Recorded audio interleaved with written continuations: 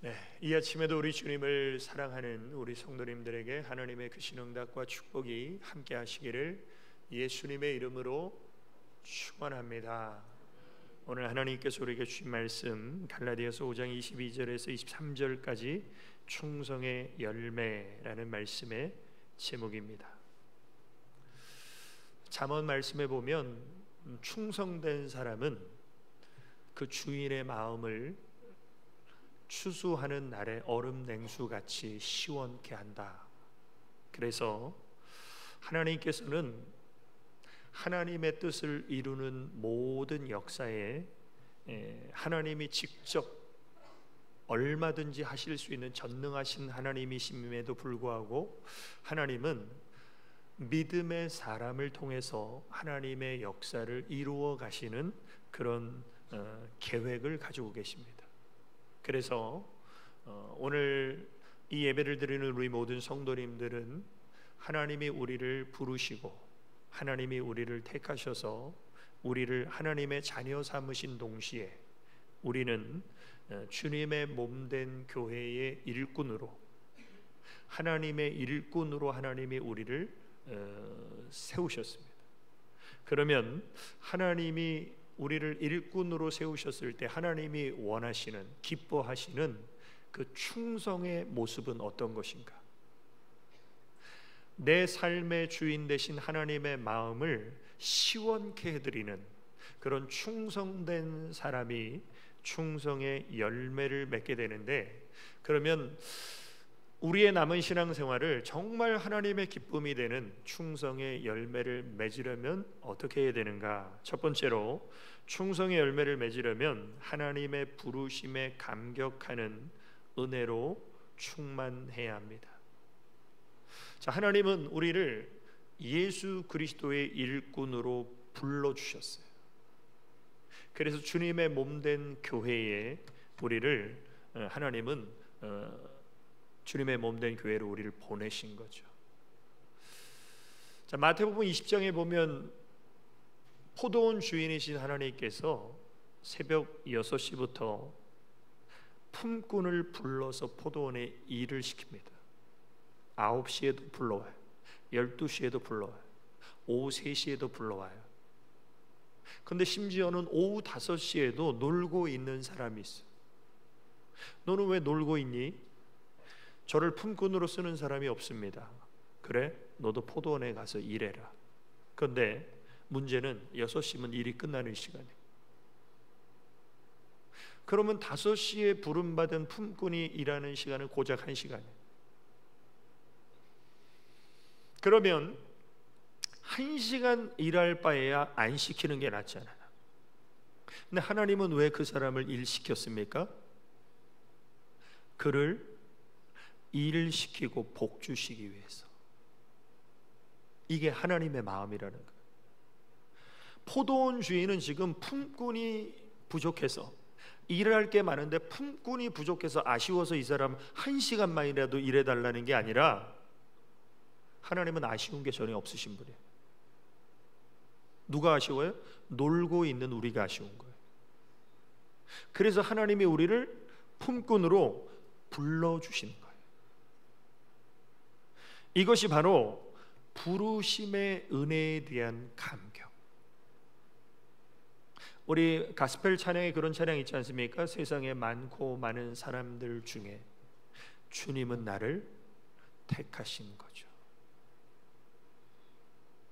우리는 이런 하나님의 부르심의 은혜를 받고 구원의 선물을 받은 사람들이죠. 이 세상에 하나님 몰라 죽어가는 사람이 하나님 믿고 사는 사람보다 훨씬 많아요.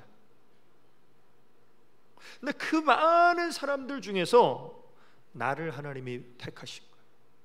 나를 하나님이 불러주시는 거예요. 그러면 우리가 신앙생활 오래 하면 또 어떤 착각을 하냐면 나 정도면 하나님 불러주실 만하지, 나 정도면 그래도 하나님의 선택 받을 만하지, 이런 착각하는 분들이 많아요. 오래 신앙생활하는 분 치고. 그런 분들은 충성을 제대로 할 수 없습니다. 내가 다른 사람보다 잘나거나 능력 있거나 돈 많거나 대단하지 않은데 그럼에도 불구하고 하나님이 나를 불러주시고 택해주신 은혜, 이 은혜에 감격하는 사람이 하나님 앞에 충성의 열매를 맺는다는 거예요. 자, 6시가 딱 됐습니다. 포도원 주인이 이제 품꾼들 일을 그만하고 오늘 품삯을 주겠다. 그런데 순서가 마태복음 20장 8절에 보면 저물매 포도원 주인이 청지기에게 이르되 품꾼들을 불러 나중 온 자로부터 시작하여 먼저 온 자까지 싹을 주라 하니, 나중 온 사람은 5시에 부름받아서 1시간 일한 사람에게 먼저 싹을 준다. 여기서부터 뭔가 우리의 상식으로는 이해가 안 됩니다. 왜? 먼저 와서 일한 사람이 먼저 싹을 받아야죠. 하나님은 나중 온 자에게 먼저 싹을 주는 거예요. 그런데 한 데나리온을 주는 거예요. 그러자 먼저 온 사람들이 어떻습니까? 야, 이거 시간당 알바 괜찮네. 1시간에 한 데나리온이네. 그러면 12시간 일한 나는 12데나리온 받겠네. 야, 오늘 땡 잡았네. 이렇게 속으로 생각하는데 다 한 데나리온을 주는 거예요. 그리고 다 한 데나리온을 주자 먼저 와서 일한 사람이 갑자기 입이 이만큼 나와서 불평하고 원망하고 짜증을 내는 거예요. 아니, 고작 1시간 일한 사람 한 데나리온 줬는데 하루 종일 더위를 무릅쓰고 일한 우리를 한 데나리온을 주는 게 이게 말이 되냐고. 그때 하나님이 이렇게 말씀하십니다. 주인이 그 중에 한 사람에게 대답하여 가로되 친구여, 내가 내게 잘못한 것이 없노라. 왜 내가 나와 한 데나리온의 약속을 하지 아니하였느냐. 이미 하나님께서 9시에 불러오는 그 품꾼에게 야, 오늘 하루 종일 일해라. 한 데나리온 줄게. 그 예수님 당시에 하루 종일 한 사람이 장정이 일할 때 받는 품삯이 한 데나리온이에요. 너 약속한 거 줬는데 내가 너한테 뭐 잘못한 거 있어? 1시간 일한 사람 많이 줬다고 너도 많이 받기를 바래? 그 뜻이죠. 그러면서 내 것이나 가지고 가라. 나중 온 이 사람에게 너와 같이 주는 것이 하나님의 뜻이니라. 이게 하나님의 뜻이라는 거예요. 감히 이 세상 어떤 인간이 하나님의 뜻에 토를 달 수 있어요? 불만을 내비칠 수 있어요? 세상적인 기준으로는 도무지 말이 안 되는 지금 상황이지만 이게 하나님의 뜻이라는 거예요. 그리고 하나님이 이런 뜻을 정하게 된 배경이 있습니다. 기준이 있어요. 그게 뭐예요? 중심이에요. 하나님은 중심을 보세요. 사람은 외모를 봐요. 그래서 사람은 어떻습니까? 믿는 도끼에 발등 찍히죠. 왜? 겉만 보니까 정확하지 않아서 발등 찍히는 게 인간이에요. 하나님은요, 정확하게 보세요. 왜? 속을 꿰뚫어 보시니까. 하나님은 비록 1시간밖에 일하지 않았지만 나 같은 것 품꾼으로 써주신 이 포도원 주인의 그 은혜에 감격해서 1시간 일한 이 1시간이 나는 뭐 능력 많은데 뭐 여기 아니라도 나는 얼마든지 일할 곳 많어, 이런 마음 가지고 은혜에 감격 없이 하루 종일 일한 사람보다 먼저 주는 게 하나님의 뜻이라는 거예요. 그러면서 그 불평하는 품꾼들을 향해 이렇게 말씀하십니다. 내 것을 가지고 내 뜻대로 할 것이 아니냐. 내가 선함으로 네가 악하게 보느냐. 중심을 보시는 하나님께서 부르심의 감격을 가지고 1시간 일하는 사람에게 먼저 싹을 똑같이 주는 것이, 이것이 하나님의 선하신 뜻이라는 거예요. 지난주에 말씀드렸죠. God is good. 하나님은 선하시다. 이게 하나님의 선하신 뜻이라는 거예요. 자, 그래서 우리는 지금 내가 신앙생활 몇십 년 했는지 이게 중요한 것이 아니라 하나님의 선하신 뜻의 기준에 맞춰서 내가 충성된 사람인가를 우리는요, 자가 진단하셔야 돼요. 그 하나님의 선하신 기준이 뭐예요? 하나님은 일하는 시간보다 일하는 자의 중심을 보십니다.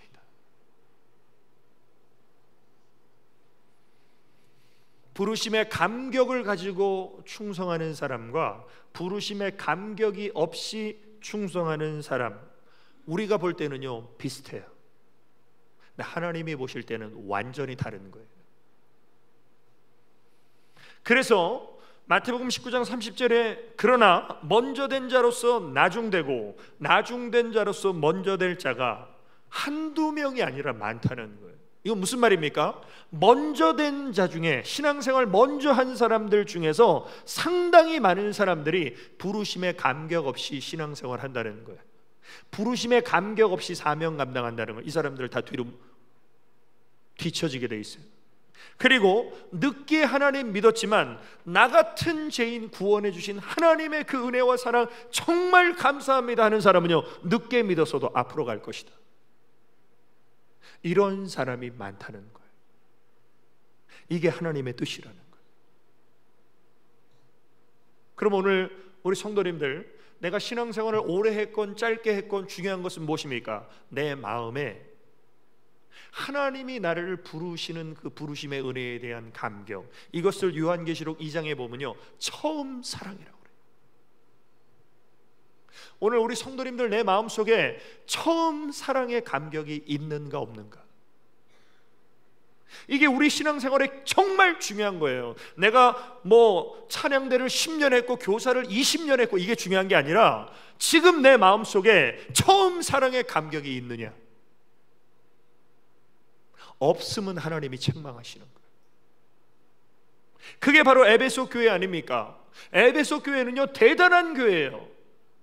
그래서 요한계시록 2장 3절에 보면 또 내가 참고 내 이름을 위하여 견디고 게으르지 아니한 것을 아노라. 이런 교회, 이런 성도가 많지 않습니다. 오늘날 어떤 어려움이 닥쳐와도 예수님의 이름으로 견디고요, 인내하고요, 부지런히 하나님 앞에 충성하고요. 이건 칭찬하신 거예요, 예수님이. 그러나 너를 책망할 것이 있나니 너의 처음 사랑을 버렸느니라. 이게 뭐예요? 부르심의 감격. 이 세상에 많고 많은 사람 가운데 나를 택하시고 나를 지명하시고 나를 불러주신 하나님의 은혜와 사랑에 대한 감격, 이걸 잃어버렸다는 거예요. 이게 있어야 된다는 거예요. 이 부르심의 감격을 일평생 가슴에 품고 살았던 사람이 바로 사도 바울이에요. 그래서 복음을 전하기 위해서 엄청난 환난과 고난을 수도 없이 겪었지만 그 모든 고난을 견디고 끝내는 순교의 제물이 될 수 있었던 것은 사도 바울의 마음속에 있는 그 처음 사랑이 식지 않았기 때문에. 그래서 이렇게 고백합니다. 그러나 나의 나 된 것은 하나님의 은혜로 된 것이니 내게 주신 그의 은혜가 헛되지 아니하여 내가 모든 사도보다 더 많이 수고하였으나 내가 아니요 오직 나와 함께 하신 하나님의 은혜로라. 저는 오늘 우리 교회에서 수십 년 동안 사명 감당하신 많은 중직분들의 마음속에 바로 이 마음이 회복되어져야 돼요. 우리 교회에서 나보다 충성 많이 한 사람이 있어. 이런 마음으로는요 충성의 열매를 제대로 맺을 수 없어요. 나 같은 것 하나님 먼저 부르셔서 하나님의 몸된 교회를 세우는 일에 하나님 나를 값지게 사용해 주신 것, 이 모든 것이 하나님의 함께 하신 은혜입니다. 하나님은 이런 충성자를 기뻐하신다는 거예요.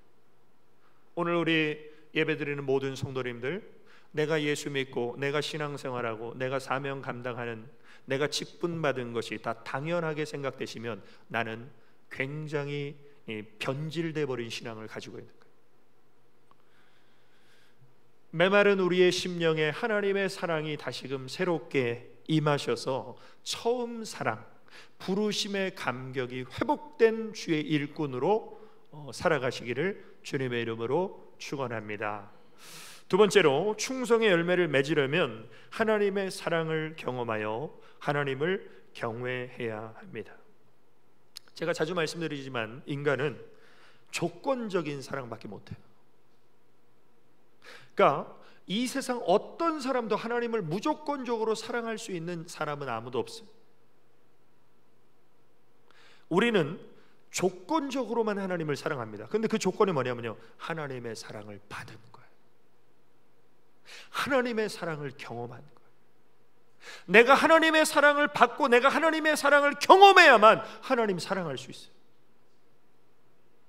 그리고 그 하나님의 사랑을 경험해서 하나님을 사랑하는 사람이 어떻습니까? 충성할 수 있는 거예요. 그러니까 하나님의 사랑을 경험하지 않은 사람은요, 교회 다니면서도 이런 생각을 해요. 아니, 저 사람들은 뭐 저렇게 교회에 열심히 충성하지? 뭐 저렇게 힘들게 신앙생활하지? 뭐 저렇게 맨날 교회 나가지? 아마 이 예배 드리는 분들 중에 이해 안 되는 분 계실 거예요. 그런 분들. 그게 왜 이해가 안 되냐면, 내가 하나님의 사랑을 경험하지 않고 교회 다니면요, 교회에 열심히 충성하는 사람들이 이해가 안 돼. 저 사람들 되게 할 일 없는 사람이나 보네. 아, 주일날 예배 1시간 드리면 뭐 다 되는 거지, 뭘 그렇게 신앙생활 교회 열심히 하고 힘들고 피곤하게 직장생활도 해야 되는데. 이게 뭐냐면 하나님의 사랑 경험하지 않은 사람들의 말이에요. 그래서 신앙생활은 끝도 없는 하나님의 사랑을요 계속 경험해야 돼요. 왜? 우리는 하나님의 사랑 받은 만큼 사랑할 수 있고 받은 만큼 충성할 수 있기 때문에. 자, 하나님의 사랑이 얼마나 크고 위대하시냐, 로마서 5장 8절에 보면 우리가 아직 죄인 되었을 때에 예수 그리스도께서 우리를 위하여 죽으심으로, 그 우리가 누구예요? 죄인이에요. 하나님의 사랑은요 죄인을 사랑하신 거예요. 근데 그 사랑의 강도가 얼마나 대단하냐면요, 죄인을 위해서 생명을 주신 거예요. 하나님께서 우리에게 대한 자기의 사랑을 십자가에서 확증하셨느니라. 우리가 성령을 받지 않으면요, 2000년 전에 죽은 예수가 나랑 무슨 상관이야? 아무 상관없어요. 그런데 성령을 경험하게 되면요, 2000년 전에 죽은 예수가 나 때문에 죽은 거예요. 그 예수님이 부활하신 것이 나 때문에 부활하신 거예요. 그 예수님의 십자가의 죽음이 나를 향한 하나님의 사랑을 증명하는 현장이에요. 그때 어떻게 됩니까? 내가 주님을 사랑하게 돼요. 인간은 참 이기적이라서요, 사랑 받기만을 원하는데 내가 하나님의 사랑을 경험하면 경험할수록 이제 어떻게 되냐면 나도 주님을 사랑합니다. 그게 뭐예요? 세례예요. 그래서 세례는 교회 몇 개월 다니면, 1년 다니면 세례 받는 게 아니라 정말 하나님 사랑한다라는 마음의 고백이 있어야 세례를 받을 수 있는. 그래서 우리는 하늘을 두루마리 삼고 바다를 먹물 삼아도 다 기록할 수 없는 하나님의 사랑을 우리 성도님들 얼마나 경험하셨어요? 지금까지 신앙생활을 해오시면서 몇 번을 경험하셨습니까? 하나님의 사랑은요 우리가 일평생 수없이 경험해야 돼요. 끝도 없이 경험해도 어떻습니까? 하나님의 사랑을 다 알 수 없어요. 근데 왜 우리가 하나님의 사랑을 경험하는 것이 중요한가? 에베소 3장 18절에 보면 능히 모든 성도와 함께 지식에 넘치는 예수 그리스도의 사랑을 경험하여 그 넓이와 길이와 높이와 깊이가 어떠함을 깨달아 하나님의 모든 충만하신 것으로 너희에게 충만하게 하시기를 구하노라. 이 사랑을 경험하는 놀라운 축복이 뭐냐면요, 내가 하나님의 사랑을 경험할수록 하나님의 충만한 것이 내 안에 충만케 돼. 하나님의 충만한 것이 내 안에 충만케 되어 어떻습니까? 충성하고 헌신하고 봉사해도 지치지 않아요. 근데 하나님의 사랑이 내 안에서 메말라 버리면 어떻습니까? 그때부터 충성하고 헌신하고 봉사하는 게 짜증나져요, 피곤해져요, 지쳐요. 하나님의 일이 힘들어서가 아니라 하나님의 사랑이 내 안에 중단되어지면요 더 이상 하나님의 일을 감당하기가 싫어집니다. 그래서 우리는 하나님의 사랑을 계속 경험해야 되고, 그 하나님의 사랑을 경험하면 경험할수록 이제 어떻게 됩니까? 나도 주님을 사랑한다라는 고백이 입술과 삶으로 드려져야 돼요. 예수님께서 베드로에게 찾아가십니다. 베드로가 배와 그물을 버려두고 예수님 쫓았죠. 근데 예수님이 잡히셔서 죽으시니까 이 사람이 다시 그래, 내 천직은 송충이는 솔잎을 먹고 살아야 되듯이 나는 고기나 잡아야 돼. 또 고기 잡으러 갔어요. 우리 예수님이 또 가셨어요. 그날따라 고기가 안 잡힙니다. 예수님이 또 말씀하시는 게, 야, 배 오른편에 그물을 던져라. 153마리의 고기, 큰 고기가 잡히는 거예요. 주님이시군요. 아침에 조반을 드시고 베드로에게 이런 질문을 하십니다. 요한의 아들 시몬아, 내가 이 사람들보다 나를 더 사랑하느냐? 오늘 하나님은 이 예배를 통해서 우리 성도님들 한 사람 한 사람에게 이렇게 질문하시는 거예요. 네가 이 많은 사람들보다 나를 더 사랑하니? 그럼 우리 성도님들 뭐라고 대답하시겠습니까? 아마 상당수는 제가 주님을 사랑합니다, 그렇게 대답해야 되겠죠. 고백해야 되겠죠. 그런데 베드로는 뭐라고 고백합니까? 제가 주님을 사랑하는 줄 주께서 아십니다. 이 고백은요, 제가 주님을 사랑합니다라는 고백보다 더 깊은 거예요. 제가 주님 사랑하는 줄 주께서 아시지 않습니까?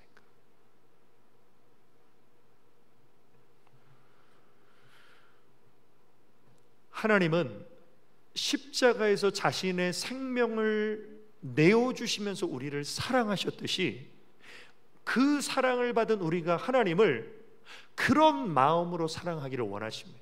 하나님, 저는 세상도 사랑하고요, 돈도 사랑하고, 명예도 사랑하고, 권력도 사랑하고, 쾌락도 사랑하고, 그 중에 하나님도 사랑해요. 하나님 이런 사랑 원하시는 게 아니에요. 그래서 마태복음 22장 37절에 보면 내 마음을 다하고 목숨을 다하고 뜻을 다하여 주 너의 하나님을 사랑하라. 그런 하나님의 사랑을 받았다면 바로 이런 사람이 하나님 앞에 충성의 열매를 맺는 것입니다. 그리고 하나님은 우리가 하나님을 사랑하는가를 하나님은 테스트해 보십니다. 그런데 가만히 생각해 보십시오. 하나님이 어떤 분이세요? 전지하신 하나님이시죠. 모든 걸 다 아시는 하나님이 우리가 하나님 사랑하는지 알아요? 모르세요? 아시죠? 아시는데 왜 테스트 하실까요? 그 사랑을 표현하라는 거예요. 사랑은 표현되어지지 않으면요, 그 사랑은 증명되지 않아요.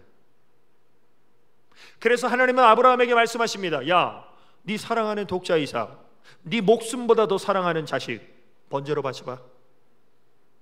하나님이 테스트하시오. 아브라함이 순종함으로 그 시험을 통과해서 아들을 잡으려고 할 때 하나님이 아브라함아 천사를 통해서 막으시면서 내가 네 아들의 목숨을 원했던 것이 아니야. 그 아들까지도 하나님이 요구하실 때에 하나님 앞에 드릴 수 있는 하나님을 향한 사랑의 마음이 있나를 확인하고 싶었던 거다. 그러면서 이렇게 말씀하시죠. 내가 내 아들 내 독자까지도 내게 아끼지 아니하였으니 내가 이제야 내가 하나님을 경외하는 줄을 아노라. 하나님을 경외하는 사람이 충성하는 거예요. 하나님을 경외하지 않는 사람은요, 한때 충성할 수 있어요. 한때 헌신할 수 있어요. 그러나 어느 순간 사라집니다. 그래서 하나님은 언제나 사명자에게 확인하시는 한 가지는 뭐냐면요, 그 사람의 능력, 그 사람의 실력, 그 사람의 어떤 대단함, 이런 건 다 필요 없어요. 그래서 하나님은요, 잘난 사람들을 그렇게 많이 안 쓰십니다. 하나님을 사랑하는 사람을 하나님이 쓰세요. 그래서 시몬 베드로에게 이렇게 말씀하시죠. 시몬아, 내가 나를 사랑하느냐 하시니 가로되 주여 그러하여이다. 내가 주를 사랑하는 줄 주께서 아시나이다. 가라사대 내 양을 치라. 베드로는 유능하거나 잘난 사람이 아니죠. 어떻게 보면 무식한 어부죠. 그런데 한 가지 확인하십니다. 네가 나 사랑하니 그러면 내 양을 쳐라. 사명을 부여하시는 거예요. 동일한 맥락에서 오늘 하나님 교회 안에 사명 감당하는 분들이요, 잘나고 똑똑하고 대단한 사람들이 아니에요. 오히려 그런 사람들은 사명 안 감당하는 분들이 더 많습니다. 하나님의 교회 안에 사명 감당하는 사람은요, 주님을 사랑하는 사람. 오늘 우리 성도님들, 정말 하나님이 나를 사랑하셨습니까? 내가 하나님의 사랑을 받았습니까? 그러면 나도 하나님을 경외하시고, 그래서 주님 사랑하기에 양을 치고 먹이는 하나님의 교회를 견고히 세우는 사명자가 되시기를 주님의 이름으로 축원합니다. 세 번째로, 충성의 열매를 맺으려면 변함없이 신실하게 끝까지 헌신해야 합니다. 자, 오늘 이 충성이라는 단어가 다른 번역본에 보면요, 신실이라고 나왔어요. 그러니까 뭘 말합니까? 충성된 사람은요, 신실한 사람. 신실한 사람 어떤 사람입니까? 변함없는 사람. 누구나 한때 충성할 수 있어요. 누구나 한때 열심히 할 수 있어요. 그러나 충성된 사람은요, 평생을 변함없이 끝까지 한결같은 사람이 바로 충성된 사람입니다. 자, 하나님이 우리에게 직분을 부여하셨어요. 폼 잡으라고 주신 게 아니죠. 하나님이 우리에게 사명을 부여하셨어요. 그러면 하나님이 우리에게 직분과 사명을 주셨다는 것은 뭐라고 주신 겁니까? 고린도전서 4장 2절에 보면 맡은 자들에게 구할 것은 충성이니라. 하나님은 우리가 충성할 것을 기대하고 직분을 주시고 사명을 주시는 거예요. 그런데 하나님의 충성의 기준은 무엇입니까? 요한계시록 2장 8절에 10절에 보면요, 죽도록 충성하라. 죽기까지 충성하라. 그러면 하나님이 우리를 너무 부려 먹으려고 죽도록 충성하라고 하셨구나. 그렇지 않죠. 그리하면 생명의 면류관을 내게 주리라. 하나님은 우리를 실컷 부려먹고 잎싹 씻는 이 세상의 악독 고용주가 아니라 하나님은요, 일한 대로 우리에게 상 주시는 하나님. 그래서 하나님이 원하시는 충성의 기준은 한때 열심히 하다가 이제 할 만큼 했어 쉬어야지, 이게 아니라 하나님이 원하시는 충성의 기준은 바로 이것입니다. 고린도전서 15장 58절에 그러므로 내 사랑하는 형제들아, 견고하며 흔들리지 말며 항상 주의 일에 더욱 힘쓰는 자들이 되라. 이게 충성의 자세예요. 충성은 한때 열심히 하는 것이 아니라 항상 하는 거예요. 충성은 어느 정도 하면 이제 모든 게 뭐 다 아니까 적당히 하는 것이 아니라요, 더욱 힘써야 돼요. 이걸 누가 하세요? 하나님이 하세요. 우리가 대충대충 하는지 정말 온 마음을 다해 하는지 사람은 잘 모르는데 하나님은 정확하게 하세요. 하나님은 중심을 보십니다. 내가 뭐 찬양대 10년 했으니까 이제 뭐 눈 감고도 난 찬양대 해, 이게 아니라 하나님 앞에 찬양할 때 그 한순간 한순간 내 온 마음을 다해서 정말 그 구원의 하나님의 은혜에 감격해서 찬양을 드리는 그 찬양, 하나님 그런 찬양을 기뻐하신다.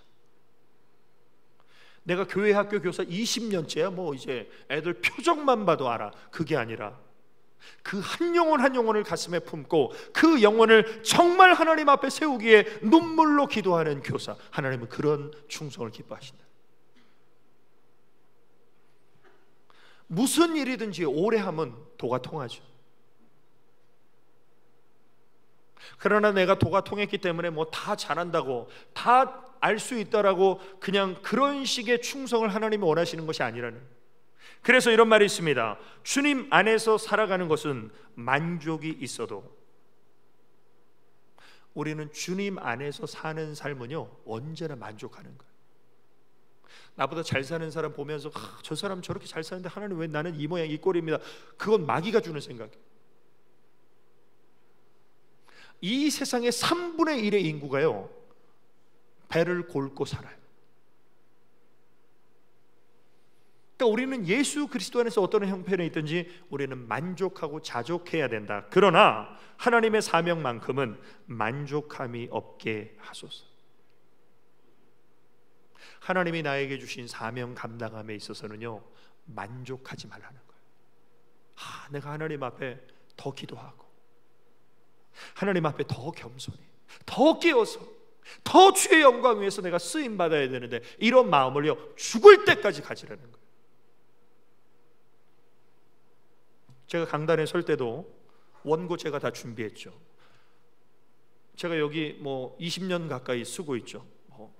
아무것도 아니야 이런 마음으로 제가 말씀 전하면요 저도 은혜가 안 되고 우리 성도님들도 은혜가 안 돼요. 항상 이 강단에 설 때마다 두렵고 떨리는 마음으로 준비된 말씀과 이 말씀 외에 역사하시는 성령님을 의지하면서, 오늘도 전하는 자나 듣는 자가 하나님의 말씀을 통해서 변화되고 주님을 닮아가고 하나님의 그 크신 은혜를 다시 한번 가슴에 새기면서 회복되고 치유되는 역사가 있게 해달라고 기도하면서 말씀을 전할 때 저도 은혜가 되고 여러분들도 은혜가 되는 거예요.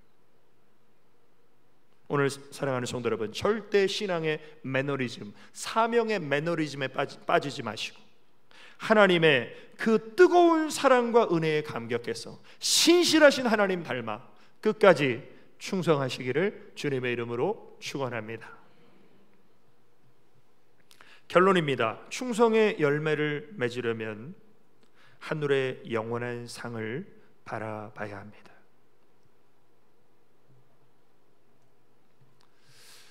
이 세상의 모든 상은요 어떻게 보면 썩을 면류관이에요. 왜? 죽음과 함께 사라지죠. 그러나 하나님이 우리에게 주시는 상은 영원한 상이에요. 우리 예수님은 다시 오십니다. 우리가 지금 사는 이 시대가 너무나 정말 악하기 때문에 말세지말이라고 표현하죠. 주님 오실 날이 가까웠다는 거예요. 그런데 재림의 주님은요 심판하러 오세요. 초림의 주님은요 구원하러 오셨죠, 온 세상을. 그러나 재림의 예수님은요 심판하러 오시는 분이에요. 그래서 예수 믿지 않는 자들을 저 지옥불에 던져버리는 심판을 하십니다. 그러면 믿는 우리에게는 어떤 심판이 있습니까? 상급의 심판이 있어요. 그래서 요한계시록 22장 12절에 보면 보라 내가 속히 오리니 내가 줄 상이 내게 있어 각 사람에게 그의 일 한 대로 갚아 주리라. 믿는 우리에게는 이 심판하러 주님이 재림하시는 거예요. 자, 구원은 하나님의 은혜로 받습니다. 구원받기 위해서 우리 성도님들이 뭐 한 거 있어요? 2000년 전의 일인데 예수님이 다 하신 거예요. 우리는 그 주님이 하신 일을 믿었더니 우리에게 구원의 선물이 주어진 거예요, 은혜로. 그러나 상급은 일한 대로 받는 거예요. 심은 대로 거두는 거예요. 뿌린 자가 받는 거예요. 이게 상급의 원칙입니다. 그래서 하나님 분명히 말씀하시죠. 적게 심고 많이 거두어가는 자는 도둑놈이에요. 적게 심은 자 적게 거둘 것이고 많이 심은 자 많이 거둘 것이다. 안 심은 자 못 거둘 것이다. 그래서 애굽의 왕자였던 모세 얼마나 대단합니까? 얼마나 행운합니까? 인간적으로 물에 던져져서 죽어야 될 팔자였는데 하나님의 은혜로 애굽의 왕자가 됐어요. 애굽의 모든 부귀 영화가 자기 손에 있어요. 일평생 정말 즐기면서 떵떵거리고 멋지게 살 수 있습니다. 그런데 모세가 이 모든 걸 다 내려놓죠. 바로의 공주의 아들됨을 거절해요. No, 싫어요. 애굽의 모든 보화를 다 내려놔요. 그 이유가 뭐였어요? 미친 겁니까? 히브리서 11장 26절에 보면 보리스도를 위하여 받는 능욕을 애굽의 모든 보화보다 더 큰 재물로 여겼으니 이는 하늘의 상주심을 바라봄이라. 하늘의 상을 바라보니까 땅에 보화를 내려놨다는 거예요. 이게 성경에 나와 있으니까 모세가 그런가 보다 하지 이게 쉬운 일입니까? 굉장히 어려운 일이죠. 왜 어려운 걸 우리가 알 수 있습니까? 마태복음 19장에 부자 청년이 예수님께 찾아왔어요. 어떻게 하면 영생을 얻을 수 있습니까? 저 지금까지 제가 마음먹은 거 다 해낸 사람입니다. 예수님 말씀하십니다. 너에게 한 가지 부족한 것이 있는데 네 재산을 팔아 가난한 자들에게 주고 하늘의 보화를 쌓아라. 그리고 너는 나를 쫓으라. 예수님의 이런 매력적인 제안에 이 부자 청년이 근심하며 돌아갑니다. 왜? 땅에 보물을 많이 쌓아두었는데 하늘에 보물을 쌓아둔다는 말이 이해가 안 돼요. 왜냐하면 하늘의 보화는 안 보이고 땅의 보화는 눈에 잘 보여요. 내가 이거 어떻게 모은 돈인데. 근심하며 돌아가요. 지옥 갔어요. 그러니까 모세가 애굽의 모든 보화를 내려놓고 하늘의 상주심을 바라봤다는 것은요, 놀라운 일이에요. 아무나 할 수 없는 거예요. 그러나 분명한 사실은 땅의 보화는 썩어집니다. 죽음과 함께. 하늘의 보화는 영원해요. 오늘 우리 성도님들, 어차피 내 육체는 죽어가죠. 내 영혼이 날마다 새로워져서 저 하나님의 나라 영원한 천국이 보여지고 느껴지고, 그 하나님의 나라에 대한 소망이 내 안에 충만하시기를 주님의 이름으로 축원합니다.